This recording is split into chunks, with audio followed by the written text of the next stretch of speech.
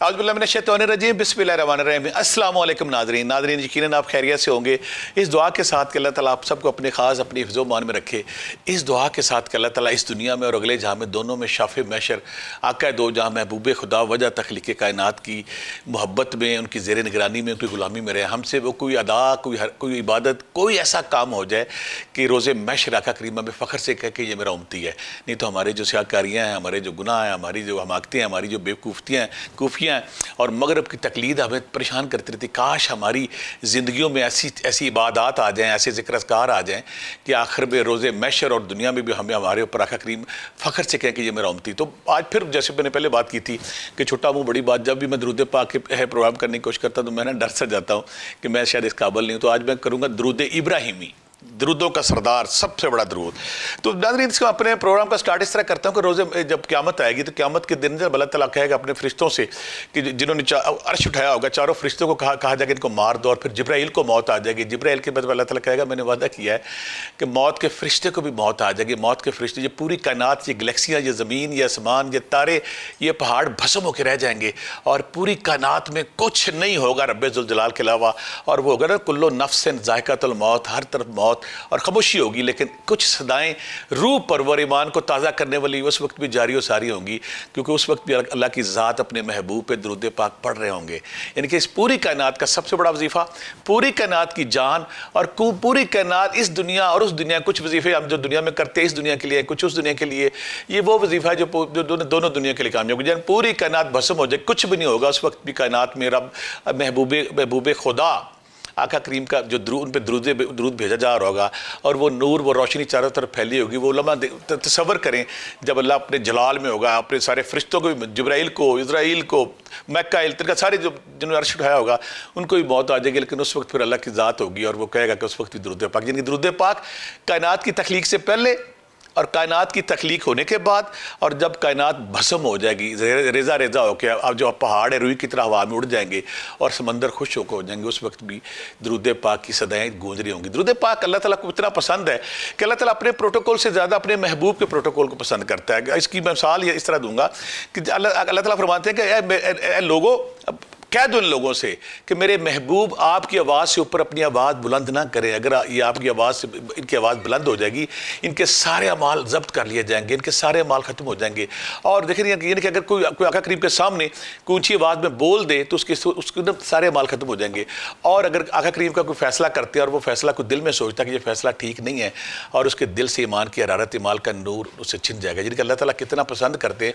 फिर अल्लाह ताला ये बात देखें, अल्लाह ताला फरमाते हैं कि मैं दरूद पढ़ता हूँ, भेजता हूँ, फरिश्ते भेजते हैं, तुम भी दरूद पढ़ो। क्योंकि ऐसा वजीफ़ा जिसमें जो सबसे बड़ी बात है कि कोई भी जब एक दफ़ा पढ़ता है तो उसकी शान देखें कि 10 गुनाह मिटा दिए जाते हैं, 10 नेकियां लिख दी जाती हैं और 10 दर्जात बुलंद कर दिए जाते हैं। ऐसा विरद, ऐसा वजीफ़ा कि जिस दोनों फरिश्ते हरकत में आती हैं। यानी कि आम ये होता है कि बंदा बुराई कर रहा है तो बुराई वाला होता है, नेकी कर रहा है नेकी वाला, लेकिन यहाँ पे क्या होता है कि दोनों फरिश्ते हरकत में होते हैं। तो वो जो दरूद पाक है, जो जिसकी दरूद पाक की शान इतनी है कि आका करीम ने फरमाया कि दो बंदा मेरे पे दरूद पाक भेजेगा, रोज़े क़यामत में मेरे साथ होगा, रोज़े क़यामत मेरे साथ होगा। किसी ने पूछा कि यार रसूल अगर मेरे पास खिरात देने को, सदका देने का कुछ नहीं, तो क्या फरमाते कि तुम मेरे पास दरूद पाक पढ़ दिया करो, तुम्हारा वो लिख दिया जाएगा। लिहाजा वो रोज़े महशर वो फरिश्ते जब जाएंगे ना अल्लाह के पास, तो अल्लाह ताला फरमाते हैं कि जिसके नामा माल में एक दफ़ा भी दरूद पाक हो उसको, उस पर दोज़ख हराम हो जाती है। उसकी बड़ा खूबसूरत वाक़या कि जब रोज़े महशर होगा, हर बंदे को अपनी पड़ी होगी, एक उम्मती आका करीम का उम्मती होगा जिसके ना गुनाह बढ़ जाएंगे, तो उसको ना फरिश्ते जब दोज़ख की तरफ ले जाने लगेंगे तो वो बार बार आका करीम को पुकारेगा, आका करीम मैं आपका उम्मती हूँ, या रसूल मैं आपका उम्मती, मुझे बचा लें। हज़रत आदम अलैहिस्सलाम जो नस्ल इंसानी के बाप हैं, वो वहाँ से गुजरते हैं, तो उसकी आवाज़ सुन के आगे जाते तो आका करीम वजह तख्लीक़ करना महबूब खुदा, फिर वो कहते हैं आपका एक उम्मती वहाँ पे आपको पुकार रहा है। तो आका करीम वहाँ पे जाते हैं तो पूछते क्या मसला, कहते हैं फरिश्ते कहते हैं हमने इसका हिसाब किया है, तो हिसाब के बाद इसके जो गुनाह हैं वो बढ़ गए हैं, लिहाजा हम इसको दोज़ख में ले जाना चाहते हैं। तो वो बंदा बार बार कहता है मेरा दोबारा हिसाब लें, मुझे बचा लें।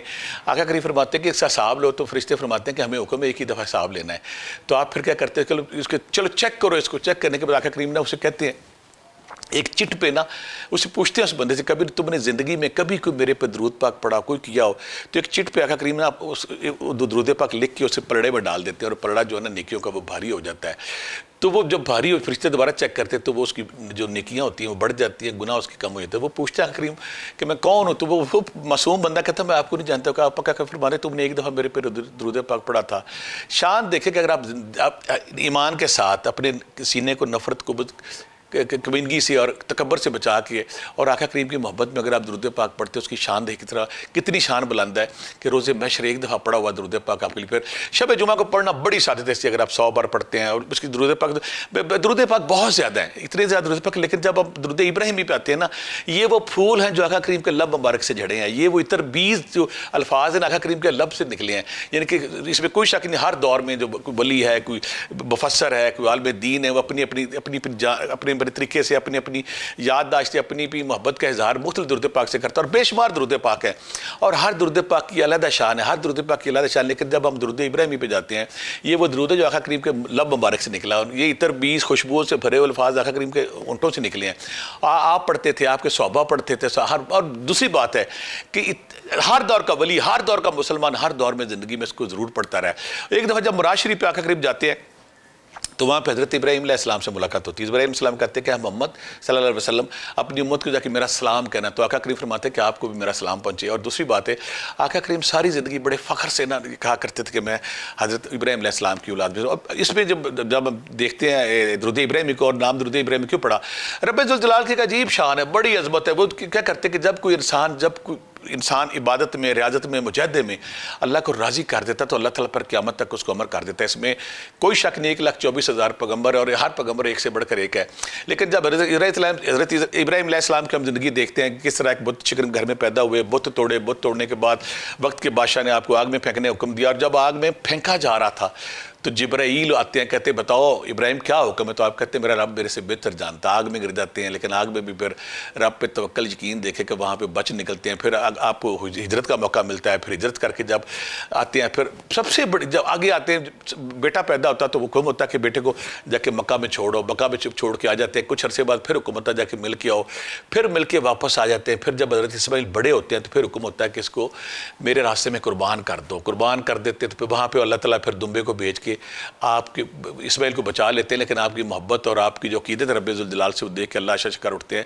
फिर अल्लाह ताला खाना काबे की तमीर का हुक्म देते हैं। तमीर के बाद फिर वहाँ पे तवाफ़, फिर सफ़ा मरवा पे अम्मा हजरा की जो चलना, ये सारी अदाएँ अल्लाह ताला को इस तरह पसंद आती हैं कि अल्लाह ताला कहता है कि आखिरी नबी की जो उम्मत, आखिरी नबी का जो दीन है, उसमें मैं तुम्हारी सारी ये अदाएँ, तुम्हारी कुर्बानी, तुम्हारा दौड़ना और तवाफ़ करना है, उसको मैं अमर कर देता हूँ। फिर दरूद पाक भी अल्लाह ताला ने, फिर बाकी भी सारे नबी हमारे हम मानते हैं उनको दरूद इब्राहिमी, हज़रत इब्राहिम की अल्लाहुम्मा सल्ली अला मुहम्मद, हज़रत इब्राहीम अलैहिस्सलाम की जो औलाद है उनको भी मोहब्बत देगी। तो इसमें कह सकते हैं कि हज़रत इब्राहीम अलैहिस्सलाम जो है खलीलुल्लाह, रब के दोस्त, उनकी इतनी मोहब्बत, इतना प्यार कि अल्लाह ताला ने उनको अमर कर दिया। और वो दरूद पाक आपको होता हुआ कि कोई भी हमारी कोई नमाज नहीं होती जब तक हम दरूद पाक नहीं पढ़ते। हमारी सारी बातें एक तरफ, और जो दरूद पाक, फिर यहाँ एक और बात करूँगा, हम सारी बातें करते हैं, नमाज पढ़ते हैं, रोज़ा रखते हैं, हज देते हैं, ज़कात देते हैं, चैरिटी करते हैं, सखावत करते हैं, बेशुमार अस्पताल, ये बहुत सारे काम करते हैं। और उन इबादत का पता नहीं वो कबूल होनी है कि नहीं होनी, ये रब जानता है। लेकिन दरूद पाक से उसकी शान देखे जो हर सूरत में कबूल होना है, जिसमें तौबा और दरूद पाक ये दो ऐसे अमल है कि जो हर सूरत में कबूल होते हैं। अगर अब कोई और आप अमल करते हैं उसकी गारंटी कोई नहीं, वो कबूल है नहीं है। लेकिन जब हम दरूद पाक पढ़ते थे इसकी 100 गारंटी होती है कि वो कबूल होता है। यहाँ पे मैं हमारे ना इब्न अरबी, बोयदीन इब्न अरबी, जब फतुहत मकिया और फसूसल हिकम के मालिक है, जो जिनको वो तारीख़ के, वो भी अल्लाह ताला जैसे नहीं कहते हैं कि हर इंसान को अल्लाह ताला टेल में कहता है कि जब अल्लाह ताला कोई शाहकार तख्लीक करता है, कोई लेजेंड तख्लीक करता है, तो अल्लाह ताला उसमें ख़ास सलाहियतें पैदा करता है। इब्न अरबी जो हमारी दुनिया के तसव्वुफ़ की जिन रमूज़ को, जिस हाइट को, जिस बुलंदी को वो छू गए और जिस्म से रूह निकाल के कायनात की जो उन्होंने सैर की, और सैर के बाद देखे जब वो मरीख पे गए और वो कहते हैं कि सुर्ख रंग का एक ज़ाफ़रानी किस्म की दुनिया है जहाँ पे सुर्ख मट्टी है, सुर्ख मखलूक रहती है। और फिर वहाँ पे जाके अपने रूहानी तसर्रुफ़ से आपने या सलामो लिखा, और फिर वापस आ कहते हैं कि कोई वक्त आने वाले वक्त में जब कोई उस स्यारे पर जाएगा तो वहाँ मेरे रूहानी तसर्रुफ़ को देखेगा। और नासा और दुनिया आज तो हैरत इस बात में है कि जब आप गूगल पर जाते जाते तो इब्न अरबी का वो जो रूहानी तसर्रुफ़ था जिस्म से निकलने के बाद मलकूत लाहूत, जब सैर है और सैर के बाद ऊपर जाते हैं तो ऊपर जाके फिर वो अपना या सलामो लिख के आते ताकि कोई वक्त आने वाले वक्त में कोई आए उसे पता चले। वो इब्न अरबी कहते हैं कि हमारे दौर में एक लोहार था, तो इब्ने अरबी जैसा कद और शीशनाक केटू पहाड़ माउंट एवरेस्ट जैसा बंदा कहता है कि हम जब भी हमें ज़रूरत पड़ती थी हम एक लोहार के पास जाते थे जिसकी दुआएं कबूल होती थी। जब हम लोहार के पास जाते थे तो उसकी कहता मैं स्पेशल उसके पास जाना करना। उस लोहार का इसमें आज़म क्या था, वो कोई भी काम करता था तो कहता था अल्लाहुम्मा सल्ली अला मोहम्मद वाला आले मोहम्मद। कोई भी काम करना उसने उठते बैठते चलते पढ़ते उसने पढ़ना, यानी कि उसका हिर्स उसका इसमें आज़म उसका विरद एक ही था। और यह चलते फिरते उठते बैठते काम के दौरान उस लोहार को अल्लाह ताला ने ये इज़्ज़त दी कि उसके मुंह से निकला हुआ हर लफ्ज़ को कुन फ़याकुन होता था, हर दुआ कबूल होती थी। यानी कि इब्ने अरबी कहते हैं कि हम जब भी दुआएं कबूल कराते थे हम वहाँ जाते थे। मेरी ज़िंदगी में एक और बंदा आता बड़ा, उसके वालिद साहब ना हिंदू थे। वो कहते हैं कि मेरे वाल साहब, मैं बड़ी उनका रिस्पेक्ट करता हूँ, प्यार करता हूँ, एहतराम करता हूँ, मुझे उन्हें अपने नाम ताने से मना किया है। कहते जब इंग्लैंड में थे ना, तो इंग्लैंड में किसी वजह से कैद हो गया, उन्होंने कोई तकरीर की तो उनके साथ वाले कमरे में ना कोई दुरूद पाक पढ़ता था। तो मेरे वाल साहब दुरूद पाक सिर्फ सुनते थे और सुनने का फैज़ उन पर हुआ कि आका करीम उनके ख्वाब में और आके कहा कि तुम ना मुसलमान हो जाओ। हिंदू उनका फैमिली आज भी भारत की बहुत बड़ी इंडस्ट्रियलिस्ट फैमिली है, मुसलमान हो जाओ। तो जब उस बार दूसरी दफ़ा तीसरी दफ़ा आए तो फिर हज़रत अल्लामा इकबाल के पास आया। उस दौर की बात है कि आपके नबी मेरे ख्वाब में आते तो मुझे डर लगता है, मैं खौफ ज़्यादा होता हूँ कि मैं आपको छोड़ दूंगा, मेरी ये सारी रियासत, मेरी इमारत, मेरी दौलत, मेरे सारा ख़ानदान मुझे छोड़ देगा। तो उनको फिर अहले ड्यूटी के पास भेजते हैं, मोची के पास, और जो उसको देखता वापस आके फिर इस्लाम कबूल करते हैं। और मुझे मेरा दोस्त मेरे पास आता कि मेरे वालिद साहब जब रात को हम बाहर बैठ के नज़ारा देखते थे। उन्होंने सारी ज़िंदगी दुरूद पाक पढ़ा, हर बार बैठ के नज़ारा देखते थे कि उनके कमरे से नूर और रोशनी खुशबुएँ। और जब वो दुनिया से चले गए तो मुझे कहते किस दिन मेरे साथ चलें, अभी भी उनके वो बिस्तर से, उनकी कुर्सी से, उनके जायनमाज़ से वो ख़ास खुशबू आती है। तो नाज़रीन, मेरी ज़िंदगी में भी जब कोई भी बंदा जब आता है कहता मैं दुरूद पाक पढ़ता हूँ, दुरूद पाक मेरा विर्द है, मेरा हिर्स है, तो मैं कहता हूँ कि तुम खुशकिस्मत तरीन इंसान हो, क्योंकि दुरूद पाक वो चीज़ है कि जैसे हज़रत उमर फ़ारूक रज़ी अल्लाह ताला ने हज़रत अली रज़ी अल्लाह फरमाते हैं कि हमारी दुआएँ आसमान पर अटक जाती हैं जब तक हम दुरूद पाक नहीं पढ़ते, हमारी इस दुआएँ आसमान की तरफ परवाज़ नहीं करते। अगर हम चाहते हैं कि हमारी दुआओं को परवाज़ लग जाए, हमारी दुआएँ हवा में उड़ना शुरू कर दें, तो उसके लिए एक ही शर्त है कि आप दुरूद पाक पढ़ें। दुरूद पाक पे जब हम जाएंगे फिर उसमें सरदार अफजल बादशाह एक दुरूद इब्राहिमी, दुरूद इब्राहिमी जो आका करीम के मुँह से निकले, वो अल्फाज जो आका करीम ने पेश किए और हर दौर के वली ने पढ़ा। तो दुरूद इब्राहिमी में सारे दुरूद, उसके में कोई शक नहीं कि आका करीम की इज़्ज़त में, रिस्पेक्ट पे और एहतराम में, इश्क में है, लेकिन जो शान दुरूद इब्राहिमी की है वो शान कोई और नहीं। मैंने बड़ी ज़िंदगी में बहुत सारे लोगों को ऐसा मिला जिनकी ज़िंदगी का वजीफ़ा एक ही था दुरूद पाक, और जब वो दुरूद पाक पढ़ते थे उन्हें कोई मसला, कोई परेशानी, कोई टेंशन नहीं थी। मुझे अभी भी याद है जब भी कोई ऐसा बंदा मेरे पास आता है जो कहता है जी मैंने 1.25 करोड़ दफ़ा ये दुरूद पाक की मन्नत मानी है, या वो कहता है कि मैं 1.25 करोड़ दफ़ा पढ़ रहा हूँ, तो मैं हैरत से उसको देखता हूँ। मैं कहता यार तुम्हारी किस्मत देखो, तुम्हारी इज़्ज़त देखो, तुम्हारी शान देखो। मेरे हल्के में बहुत सारे लोग जो ऐसे कहते हैं कि हमारी दुनिया में हमारे रिज़्क़ के हवाले से, नौकरी के हवाले से, शादी के हवाले से, बीमारी के हवाले से, मियाँ के हवाले से, बीवी के हवाले से, पैसे के हवाले से हमें मुख्तलिफ बीमारियाँ हैं, परेशानियाँ हैं, टेंशनें हैं, रुकावट है। हमारी ज़िंदगी में कोई ना कोई रुकावट, कोई ना कोई परेशानी, कोई ना कोई मसला चलता जा रहा है। आपको नौकरी के हवाले से, शादी के हवाले से, औलाद के हवाले से, कारोबार के हवाले से, अब घर बनाना है, नौकरी लेनी है, गाड़ी लेनी है, पैसे लेने हैं, कर्जा देना है, कर्जा उतारना, कर्जा लेना, बेटा नहीं हो रहा, औलाद नहीं हो रही, दुनिया में कोई भी मुश्किल अगर आ गई, तो जब आप इसमें आज़म के तौर पे दुरूद पाक को पढ़ते हैं तो वो दुरूद पाक में कहता है हम जब ज़िक्र अस्कार करते हैं ना इस दुनिया में, तो ज़िक्र अस्कार के ख़ास नूर दुनिया में पैदा हो जाते हैं। कोई या हय्यू या कुम का, कोई अल्लाह का, कोई तीसरा कलमा, कोई पहला कलमा, सलाम अलैकुम, मुख्तलिफ सूरतें। लेकिन जब दुरूद इब्राहिमी के वक्त आता तो क्योंकि रब्बे जुल जलाल पढ़ रहे हैं, फरिश्ते पढ़ रहे हैं। फिर एक और बात, एक दफ़ा आप आका करीम सजदे में थे तो आपने सजदा लंबा कर दिया, तो सहाबा कराम ने पूछा या रसूलल्लाह आपने सजदा लंबा, आप मैं कि जिब्राईल आया और उसने कहा है कि जो आप पे दरूद पड़ेगा उसके लिए दुआ मैं करूँगा। यानी कि फरिश्तों का सरदार कह रहा है कि आपके ऊपर कोई अगर दरूद पाक भेजता है तो मैं इस पर दरूद पढ़ूंगा। और आका करीम की वो बात मैं सुन के कांप जाता हूँ कि फरमाते हैं अगर किसी के सामने मेरा जिक्र हो और मेरे जिक्र के बाद वो मेरे पर दरूद ना भेजे तो वो बखील है। दरूद पाक की शान का आलम देखे कि 10 बार पढ़ लें, 20 बार पढ़ लें, 50 बार पढ़ लें, 100 बार पढ़ लें, जो दरूद पाक आप पढ़ते हैं उसके सबरात, उसकी शान, यानी कि ऐसी इबादत। लेकिन हर बंदा सारी ज़िंदगी एक कोशिश में रहता है, मुझे कोई वजीफ़ा, मुझे कोई तस्बीह, मुझे कोई जिक्र, मुझे कोई सूरत, मुझे कोई ऐसी चीज़ मिल जाए कि जिससे मेरी दुआएं कबूल हो जाए। और देखें ना, फिर सबसे बड़ी बात यह है, आका करीम ने फरमाया कि जो मेरे पे दरूद पाक भेजे रोज़े बशर मेरे साथ होगा, मैं उसकी शफात करूँगा, मैं उसकी बख्शिश के लिए कोशिश करूँगा।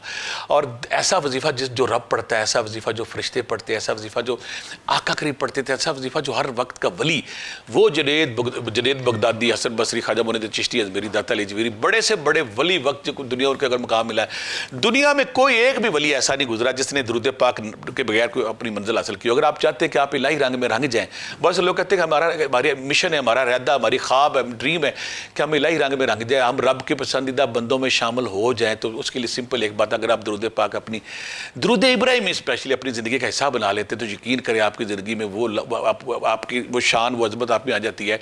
और दूसरी बात है कि जब आप आका करीम को पसंद, इस कायनात के बादशाह खुदा है और खुदा के बाद वजह तख्लीक़ कायनात आका करीम है, और जो वजह तख्लीक़, जब आका करीम आपसे राज़ी होंगे तो रब राज़ी होगा, जब रब राज़ी होगा तो आप अपनी मंजिल पा जाएंगे। लिहाजा अगर हम चाहते हैं कि हमारी ज़िंदगी में आसानी आए, खुशी आए, बेहतरी आए, हमारी मंजिलें, हमारी मुश्किलें, हमारी मुसीबतें, हमारी बीमारियाँ, हमारी परेशानियाँ ख़त्म हो जाए, तो हमें दुरूद पाक अपनी ज़िंदगी का हिस्सा बना लेना चाहिए। अगर हम चाहते हैं कि हमारी ज़िंदगी में कोई मुश्किलें, मुसीबतें, कुछ लोग बड़ा खुदफरतमंद मानते हैं, मैं भी कई औरतों को बनाई है मन्नत मांगते हैं दुरूद इब्राहिमी की, तो मैं कहता हूँ कि मैं बहुत सारे लोग मेरे पास आए कि मैंने दुरूद इब्राहिमी की मन्नत मानी थी और मैंने मेरी पूरी होगी।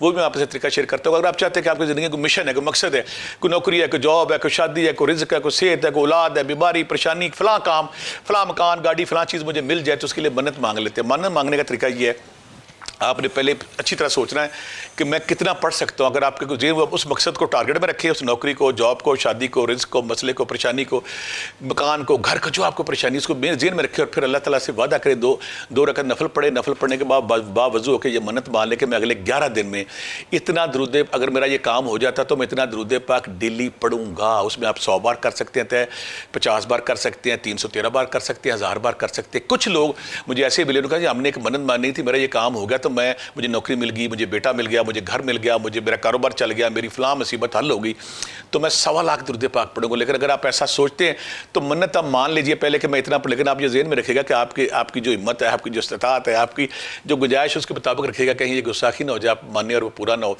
सिंपल, अगर आप सब कहते हैं कि मैं जी 40,000 दफ़ा दुरूद पाक 11 दिन में पढ़ूंगा, जब मैं 41 दिन में पढ़ूंगा या 7 दिन में पढ़ूंगा, तो इंशाअल्लाह मैंने ज़िंदगी में बेशुमार लोग देखे जिनका तीसरे दिन, जिनका पहले दिन, जिनका 7वें दिन, जिनका 11वें दिन वो काम हो गया। लेकिन अगर आप भी चाहते हैं कि अगर आप मन्नत माने तो आप पहले से तय कर लें अपने सीने को नफ़रत से, कुबर से, बुग़्ज़ से, बेचैनी से, दूसरों के नफ़रत से पाक करें, और पाक करने के बाद मन्नत मान लें कि या अल्लाह मैं ये रोज़ाना ये दफ़ल पढ़ के मैं पेश करूँगा। पेश करने का तरीका मैं अक्सर पहले भी शेयर कर चुका हूँ।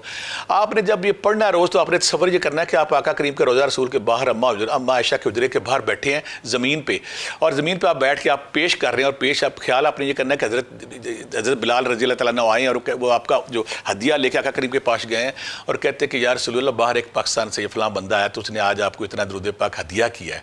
तो इस तरह अगर आप करेंगे, फिर उस मिट्टी को वहाँ पर तसव्वुर करना कि आप उस मिट्टी को चूम के ये हदिया पेश कर रहे हैं। अगर आप रोज़ाना इस ख्याल से पेश करते हैं और 2 नफल रोज़ाना पढ़ते हैं, तो दुरूद इब्राहिम की ये जो मन्नत आप मांगते हैं, चाहे 3 दिन की, 7 दिन की, 11 दिन की, महीने की, 41 दिन की, और उसमें आप तय करते हैं कि अल्लाह में मेरा फ़लाँ काम, फ़लाँ नौकरी, फ़लाँ बेटा, फ़लाँ शादी, फ़लाँ होता है, तो मैं इतना दुरूद पाक आपको हदिया करूँगा। तो ये बड़ा ताकतवर है, बहुत शानदार है।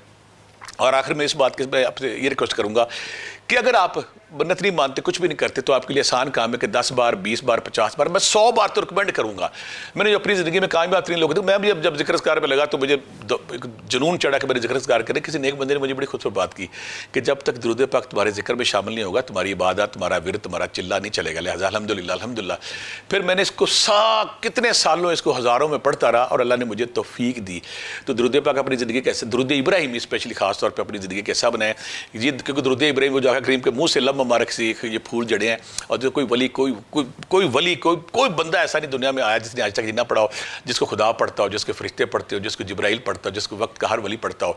इसके बाद आपको किसी सनत की, किसी गारंटी की, किसी ज़मानत की ज़रूरत नहीं है। अगर आप दुरूद पाक 100 पढ़ते हैं रोज़ाना, आसान काम है, 100 बार रोज़ाना रख लें, 313 बार रख लें, और साल 2 साल को जितना अर्सा पढ़ना चाहते पढ़ें। और अगर आप 1.25 करोड़ का नियत कर लें, ज़िंदगी है या नहीं, लेकिन आपको सब उसका अजर ज़रूर मिलेगा। ये आप ये नियत करें और दुरूद पाक आका करीम पर रोज़ाना पेश करें, ताकि आप उन लोगों में शामिल हो जाएँ जिन लोगों की अल्लाह ताला और आका करीम रोज़े बशर में शफ़ाअत करेंगे। आखिर में इस दुआ के साथ कि अल्लाह ताला आपको खुलूसी नियत के साथ दुरूद पाक को पकड़ने की, इसको अपनी ज़िंदगी में लाने की तौफीक दे। और अगर आप दुरूद इब्राहिमी की मन्नत मानते हैं तो इंशाअल्लाह आपकी ज़िंदगी आसान हो जाएगी। आखिर में इस दुआ के साथ कि अल्लाह ताला आप सबको दुरूद पाक की तौफीक दे, अल्लाह ताला कबूल करे। बहुत सारी दुआओं के साथ अल्लाह हाफ़िज़।